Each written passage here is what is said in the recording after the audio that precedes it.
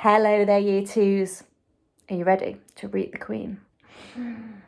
Now, this chapter is quite a long one, and I think I would usually do it in 2 parts, but because today is Friday, and I think we need to read the whole chapter before the weekend, we're going to read the whole thing. So make sure you get nice and comfortable. Chapter 19, The Queen. Dawn came at last, and the rim of a lemon-coloured sun rose up behind the rooftops, somewhere behind Victoria Station. A while later, Sophie felt a little of its warmth on her back and was grateful. In the distance, she heard a church clock striking. She counted the strikes. There were 7. She found it almost impossible to believe that she, Sophie, a little orphan of no real importance in the world, was at this moment actually sitting high above the ground on the windowsill of the Queen of England's bedroom, with the Queen herself asleep right there, behind the curtain, not more than 5 yards away. The very idea of it was absurd. No one had ever done such a thing before. It was a terrifying thing to be doing. What would happen if the dream didn't work? No one, least of all the Queen, would believe a word of her story. It seemed possible that nobody had ever woken up to find a small child sitting behind the curtains on his or her windowsill. The Queen was bound to get a shock. Who wouldn't? With all the patience of a small girl who was something important to wait for, Sophie sat motionless on the windowsill. How much longer, she wondered. What time do queens wake up? Faint stirrings and distant sounds came to her from deep inside the belly of the palace. Then all at once, beyond the curtains, she heard the voices of a sleeper in the bedroom. It was a slightly blurred sleep talker's voice. "Oh no!" it cried out. "Oh, don't! Someone stop them! Oh, don't let them do that! I can't bear it! Oh, please stop them! It's horrible! Oh, it's so ghastly! No, no, no!" She's having the dream, Sophie told herself. It must be really horrible. I feel so sorry for her. But it has to be done. After that, there were a few moans, then a long silence. Sophie waited. She looked over her shoulder. She was terrified. She would see the man with the dog in the garden staring up at her. But the garden was deserted. A pale summer mist hung over it like smoke. It was an enormous garden, very beautiful, with a large, funny-shaped lake at the far end. There was an island in the lake, and there were ducks swimming on the water. Inside the room beyond the curtain, Sophie suddenly heard what was obviously a knock on the door. She heard the doorknob being turned. She heard someone entering the room. "Good morning, Your Majesty," a woman was saying. It was the voice of an oldish person. There was a pause and then a slight rattle of china and a silver table. "Will you have your tray on the bed today, ma'am, or on the table?" "Oh, Mary, something awful has just happened." This was the voice Sophie had heard many times on the radio and television, especially on Christmas Day. It was a very well-known voice. "Whatever is it, ma'am?" "Oh, I've just had the most frightful dream. It was a nightmare. It was awful." "Oh, I'm sorry, ma'am, but don't be distressed. You're awake now and it will go away. It was only a dream, ma'am." "Do you know what I dreamed, Mary? I dreamed that girls and boys were being snatched out of their beds at boarding school and were being eaten by the most ghastly giants. The giants were putting their arms in through the dormitory windows and plucking the children out with their fingers. One lot from a girls' school and another from a boys' school. It was all so vivid, so real." There was a silence. Sophie waited. She was quivering with excitement. But why the silence? Why didn't the other one, the maid? Why didn't she say something? "What on earth is the matter, Mary?" the famous voice was saying. There was another silence. "Mary, you've gone white as a sheet. Are you feeling ill?" There was suddenly a crash and a clatter of crockery, which could only have meant that the tray the maid was carrying had fallen out of her hands. "Mary," the famous voice was saying rather sharply, "I should think you better sit down at once. You look as though you're going to faint. You really mustn't take it so hard, just because I've had an awful dream." That isn't the reason, ma'am." The maid's voice was quivering terribly. "Well, for heaven's sake, what is the reason then?" I'm very sorry about the tray, ma'am." "Oh, don't worry about the tray. What on earth was it that made you drop it? Why did you go as white as a ghost all of a sudden?" "You haven't seen the papers yet, have you, ma'am?" "No. What do the papers say?" Sophie heard the rustling of a newspaper as it was being handed over. It's like the very dream you had in the night, Mum. Rubbish, Mary, where is it? On the front page, Mum. It's big headlines. Great Scott, cried the famous voice. 18 girls vanished mysteriously from their beds at Rodine School. 14 boys disappeared from Eton. Bones are found underneath dormitory windows. Then there was a pause, punctuated by gasps from the famous voice that the newspaper article was clearly being read and digested. Oh, how ghastly, the famous voice cried out. It's absolutely frightful. Bones under windows. What can have happened to all those poor children? But, Mum, don't you see, Mum? See what, Mary? Those children were taken away almost exactly as you dreamed it, Mum. Not by giants, Mary. No, Mum. But the bit about the girls and the boys disappearing from their dormitories, you dreamt it so clearly, and then it actually happened. That's why I came over all queer, Mum. I'm coming over a little bit queer myself, Mary. It gives me the shakes, Mum. When something like that happens, it really does. I don't blame you, Mary. I shall get you some more breakfast, Mum, and have this mess cleared up. No, don't go, Mary. Stay here a moment. Sophie wished she could see into the room, but she daren't touch the curtains. The famous voice began speaking again. I really did dream about those children, Mary. It was as clear as crystal. I know you did, Mum. I don't know how giants got into it. That was rubbish. Shall I draw the curtains, Mum? Then we shall feel all better. It's a lovely day. Oh, please do. With a swish, the great curtains were pulled aside. The maid screamed. Sophie froze to the window ledge. The Queen, sitting up in bed with the Times on her lap, glanced up sharply. Now it was her turn to freeze. She didn't scream as the maid had done. Queens were far too self-controlled for that. She simply sat there, staring wide-eyed and white-faced at the small girl who was perched on her windowsill in a nightie. Sophie was petrified. Curiously enough, the Queen looked petrified too. One would have expected her to look surprised, as you or I would have done, had we have discovered a small girl sitting on our windowsill first thing in the morning. But the Queen didn't look surprised. She looked genuinely frightened. The maid, a middle-aged woman with a funny cap on the top of her head, was the first to recover. What in the name of heaven do you think you're doing here? She shouted angrily at Sophie. Sophie looked beseechingly towards the Queen for help. The Queen was still staring at Sophie. Gaping at her would be more accurate, though. Her mouth was slightly open. Her eyes were round and wide as two saucers, and the whole of that famous, rather lovely face was filled with disbelief. Now listen here, young lady. How on earth did you get into this bedroom? The maid shouted furiously. I don't believe it, the Queen murmured.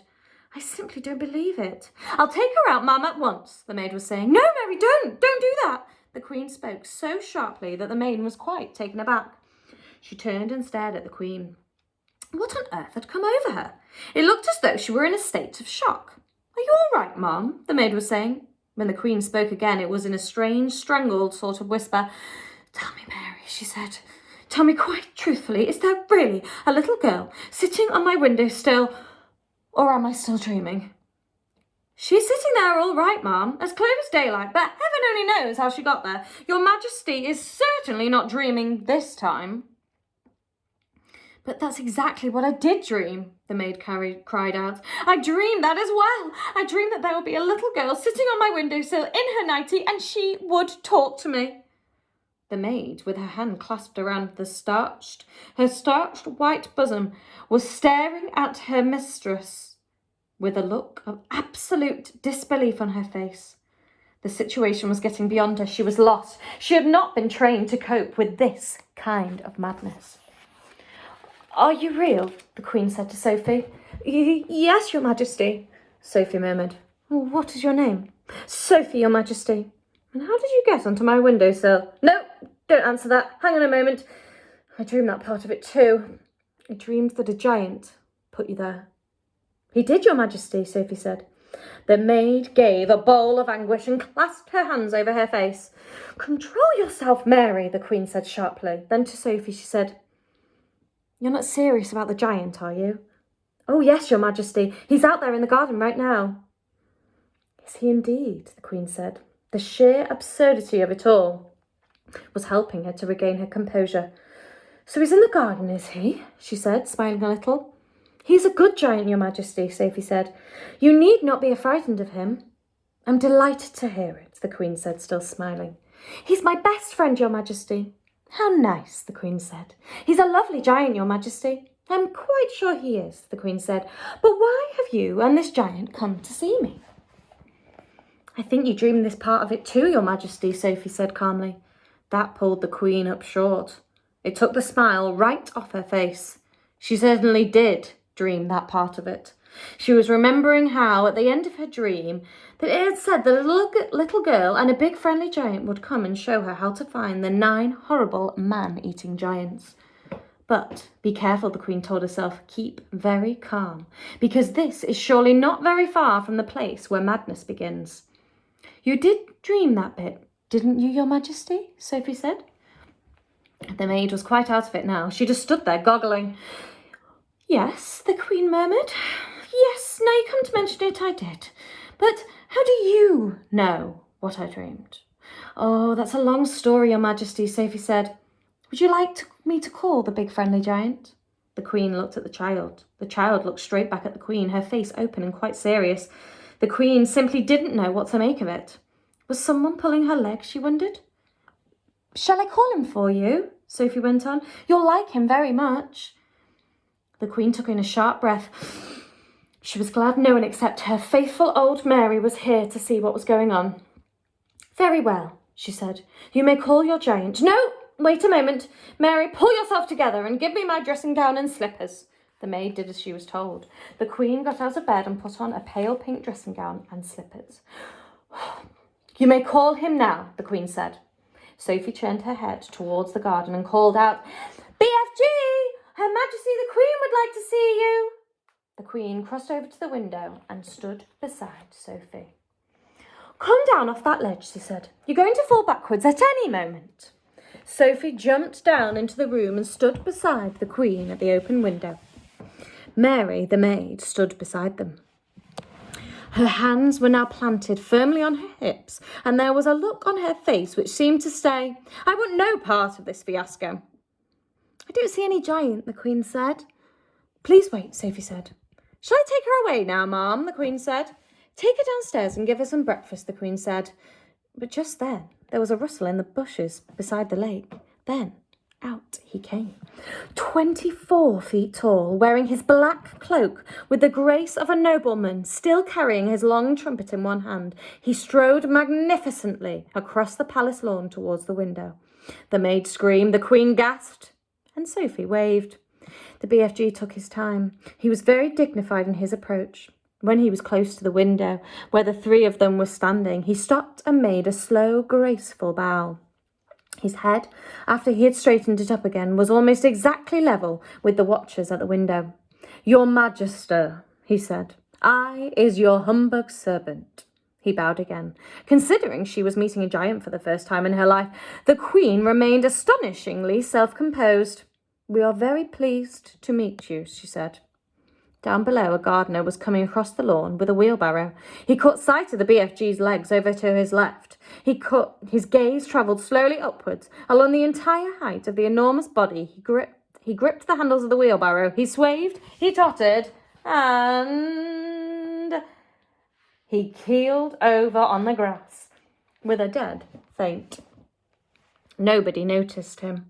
Oh, Majesty, cried the BFG. Oh, Queen, oh, Monica, oh, Golden Sovereign, oh, ruler of straight lines, oh, Sultana. I come here with my little friend Sophie to give you a...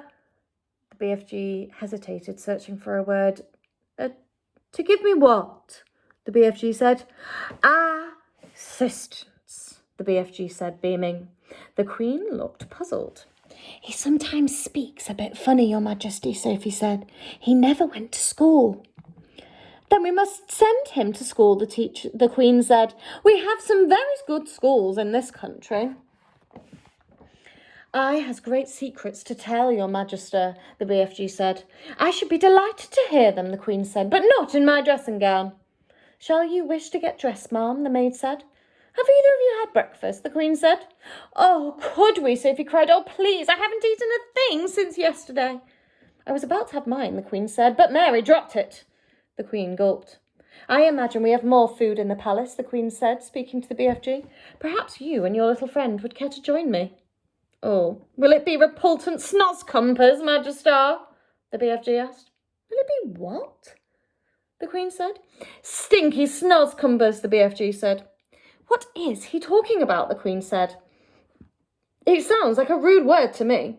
She turned to the maid and said, Mary, ask them to serve breakfast for 3 in the... I think it better be in the ballroom. That has the highest ceiling. To the BFG, she said, I'm afraid you will have to go through the door on your hands and knees.